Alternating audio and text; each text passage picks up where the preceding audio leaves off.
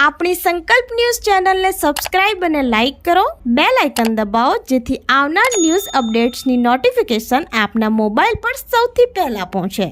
Like, subscribe and share the video.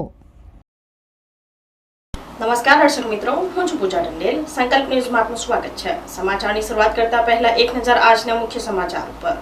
દમણમાં ગરમીથી રાહત આપતી તાડગીલી બની મોંઘી ડાળ. માંગ સામે આવક ઘટતા ભાવ આસમાને. ભર ઉનાળામાં શરીરમાં પાણીનું સ્તર જાળવી રાખવા માટે અત્યંત ઉપયોગી આ ફળની બજારમાં ભારે માંગ છે. ઉનાળાની કાળઝાળ ગરમીમાં શરીરને ઠંડક આપવા અને થાક તથા નબળાઈ દૂર કરવા માટે ગુણકારી મનાતી તાડગીલીનું સંપ્રદેશ દમણમાં હાલ ધૂમ વેચાણ થઈ રહ્યું છે. મહારાષ્ટ્રના પાલઘરથી વેપારીઓ દ્વારા દૈનિક અંદાજે 1 ટન જેટલી તાડગીલી લાવીને દમણના બજારમાં વેચવામાં આવે છે. જોકે સામાન્ય અને મધ્યમ વર્ગને પરવડતું આ ઉનાળુ ફળ આ વર્ષે જાણે વીઆઈપી બની ગયું હોય તેમ તેના ભાવ આસમાને પહોંચ્યા છે.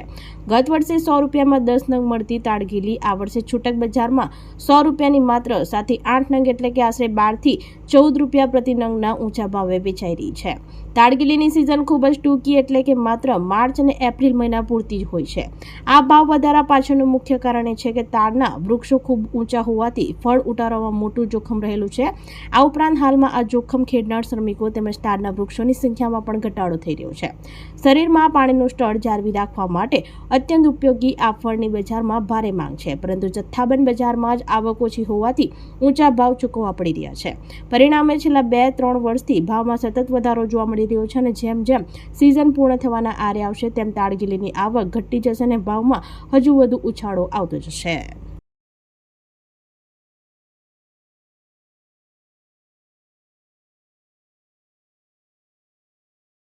ये उधर मुंबई से ये पालघर से अभी ये 100 का है 7 100 का 7 सीजन इसका अभी ख़त्म होने वाला. ये 3 महीना रहता तो 2 महीना अप्रैल में. વાપી જિલ્લાથી 13 વર્ષથી ફરાર અને 35 જેટલા ગુનામાં સંડોવાયેલ આરોપીને પોલીસે દબોચ્યો. વલસાડ એસઓજીએ 13 વર્ષથી નાસ્તા ફરતા રીઢા ગુનેગાર અનિલ બિંદેશ્વર યાદવને ઝડપી પાડ્યો છે.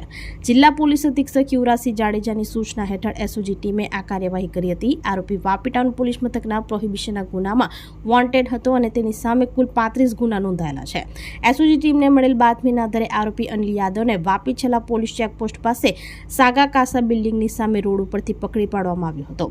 ઝડપાયેલ આરોપી અનિલ બિંદેશ્વર યાદવ મૂળ રહેવાસી બિહારના જહાનાબાદનો વતની છે અને હાલ દમણના ડાભેલ વિસ્તારમાં રમેશભાઈની ચાલીમાં છુપાઈને રહેતો હતો. પોલીસ તપાસમાં સામે આવ્યું છે કે તેની સામે વાપી ટાઉન પોલીસ સ્ટેશનમાં પ્રોહિબિશન એક્ટ અને આઈપીસી કલમ 465, 467 હેઠળ છેતરપિંડી સહિતના કુલ 35 જેટલા ગુનાઓ નોંધાયેલા છે. વધુ તપાસ પોલીસે હાથ ધરી છે.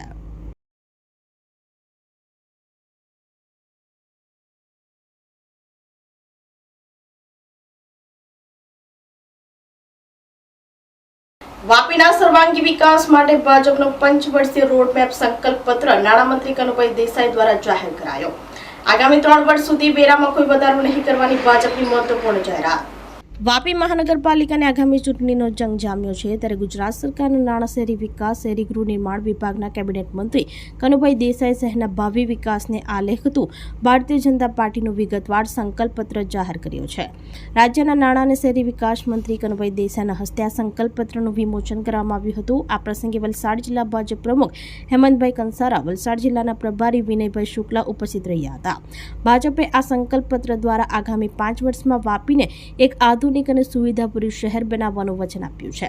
જનતાને સૌથી મોટી રાહત આપતા ભાજપે જાહેરાત કરી કે મહાનગરપાલિકા બન્યા બાદ આગામી 3 વર્ષ સુધી શહેરીજનો પર કોઈ પણ પ્રકારનો નવો વેરો લાદવામાં આવશે નહીં કે વેરામાં દરમાં વધારો કરવામાં આવશે નહીં. રસ્તા અને કનેક્ટિવિટી, શહેરમાં મુખ્ય માર્ગોની સાથે આંતરિક રસ્તાનું સુધડ નિર્માણ કરવામાં આવશે. આ ઉપરાંત કનેક્ટિવિટી વધારવા માટે શહેરના વિવિધ વિસ્તારોને જોડતા નવા બ્રિજ બનાવવાની ખાતરી આપી છે. ચોમાસા દરમિયાન વાપીમાં સર્જાતી પાણી ભરાવાની ગંભીર સમસ્યાના કાયમ ઉકેલ માટે અત્યાધુનિક સ્ટ્રોમ વોટર ડ્રેનેજ સિસ્ટમ વિકસાવવાનું વચન આપ્યું છે.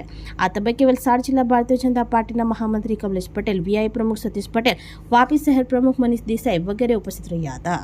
સમગ્ર ગુજરાત જ્યારે જેને મિની વિધાનસભા ઇલેક્શન કહેવાય એવી ચૂંટણી પ્રક્રિયામાં આગળ વધી રહ્યું છે ત્યારે ચૂંટણી પ્રચાર પૂર વેગે ચાલી રહ્યો છે. વાપી મહાનગરપાલિકા બન્યા પછી આ વાપીનું પ્રથમ ઇલેક્શન છે. પરંતુ વાપીમાં વિકાસના જે કામો છે, વાપી મહાનગરપાલિકા બન્યા પછી 1 વર્ષની અંદર ઘણા બધા વિકાસના કામો થયા છે અને ઘણા બધા વિકાસના કામો પ્રગતિમાં છે. આપણે ખાસ કરીને જોઈએ તો પીવાના પાણી માટે નગરપાલિકા હતી ત્યારે જ આપણે ગોધરા ખાતે એક 45 MLD ફિલ્ટરેશન પ્લાન્ટની વ્યવસ્થા કરી હતી. એ પ્લાન્ટ ડુંગરા અને ચણોદ સાથે સાથે વધારાનું પાણી આપણા ચલાને પણ આપવામાં આવશે. આ પ્લાન્ટ 15 મે શરૂ થઈ જશે અને એના લીધે સમગ્ર વિસ્તારમાં પીવાના પાણીની સમસ્યા હલ થશે. સાથે સાથે આપણે જોઈએ તો પર્યાવરણ વાપીમાં અંડરગ્રાઉન્ડ ડ્રેનેજ સિસ્ટમ સમગ્ર ગુજરાતમાં સૌથી સુંદર બની છે. એક એસટીપી આપણો શરૂ થઈ ગયો છે, બીજા એસટીપી લગભગ 15 મે સુધીમાં શરૂ થશે. તે જ રીતે આપણે જોઈએ તો પર્યાવરણની દ્રષ્ટિએ વાપીમાં જે લેગસી વેસ્ટ છે, આપણે જાણીએ છીએ કે દરેક નગરપાલિકા અને મહાનગરપાલિકામાં લેગસી વેસ્ટ હોય છે. વાપીમાં લેગસી વેસ્ટ બિલકુલ 0 છે.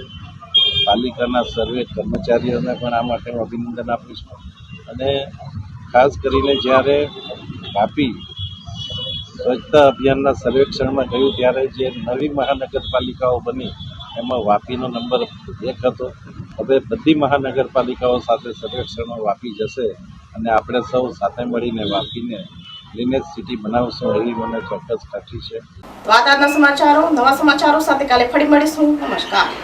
આપણી સંકલ્પ ન્યૂઝ ચેનલને સબસ્ક્રાઇબ અને લાઇક કરો, બેલ આઇકન દબાવો જેથી આવનાર ન્યૂઝ અપડેટ્સની નોટિફિકેશન આપના મોબાઈલ પર સૌથી પહેલા પહોંચે. Like, subscribe and share the video.